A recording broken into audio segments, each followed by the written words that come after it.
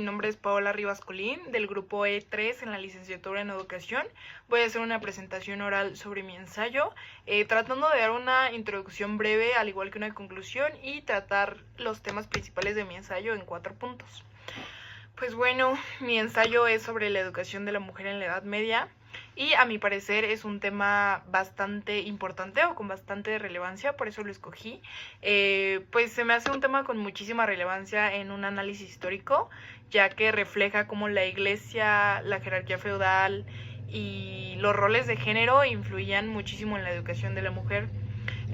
Aunque la educación de la mujer no era, o bueno, era limitada, pues había ciertos espacios como los conventos y las familias aristocráticas que permitían que las mujeres accedieran a una educación elemental, por así decirlo.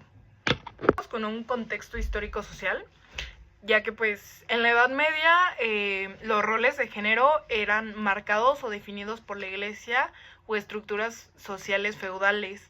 O sea, la iglesia católica jugó un papel importantísimo en la educación y en la vida cotidiana, lo que hizo que pues creara expectativas sobre las mujeres, más en la moralidad. O sea, la educación de las mujeres iba totalmente dirigida a ser amas de casa, a ser madres, a ser esposas. O sea, les limitaban el acceso a una educación más. Si bien ahora tenemos la brecha educativa entre hombres y mujeres, que a mi parecer este es un punto bastante importante, como había una diferencia tan marcada entre la educación entre los hombres y las mujeres, o sea, de verdad muy marcada. Pues por ejemplo, aquí tengo que entre los siglos 5 y 15 existió una marcada diferencia en la educación entre hombres y mujeres. O sea, mientras a los hombres la educación iba dirigida totalmente pues al liderazgo, la de las mujeres pues todo lo contrario, ¿no? O sea, iba dirigida a ser amas de casa, como ya antes lo mencioné, ser esposas, madres. O sea, las restringían muchísimo. También un aspecto, bueno, un punto muy importante que quise tocar en el ensayo, y creo que lo toqué bien a mi parecer, era el de las mujeres nobles. Pues las mujeres nobles tenían un acceso un poquito mejor a la educación. eh, o sea, si eran mujeres privilegiadas, por así decirlo, o sea, pero aunque eran mujeres privilegiadas, o sea, también las restringían bastante en varias cosas, o sea, enfrentaban muchas restricciones.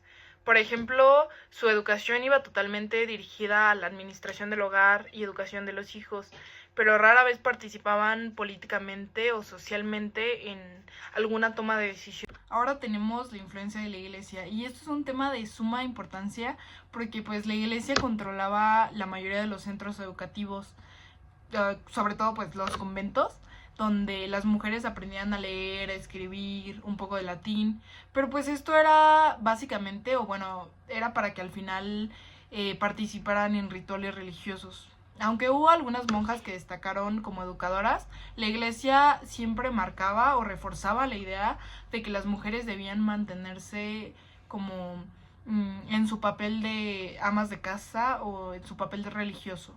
O sea, de que las mujeres eran inferiores. Aunque claro, también hubieron movimientos religiosos y cambios.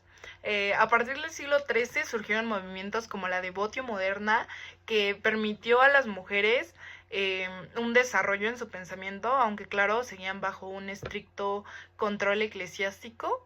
Ya a partir del siglo XIX, la iglesia, bueno, la educación se empezó a desvincular de la iglesia porque empezaron a surgir escuelas para niñas. Para terminar, podemos concluir que la educación de las mujeres estuvo totalmente influenciada por la Iglesia Católica y por las estructuras feudales, aunque pues como mencioné anteriormente hubo mujeres que sí tuvieron acceso a educación, como las monjas o las mujeres nobles. Pues de todas formas su educación era muy restringida o muy limitada, o sea, totalmente dirigida a ser amas de casa, a labores domésticas o a cuestiones religiosas. Y pues las mujeres de clase baja, su educación era nula, no tenían un acceso.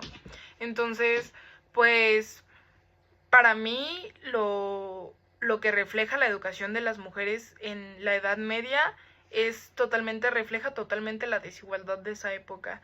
Y creo que es un aspecto bastante importante que quise tomar pues en el ensayo, que quise enfatizar en el ensayo que realicé. Y pues bueno, eso sería todo. Muchas gracias.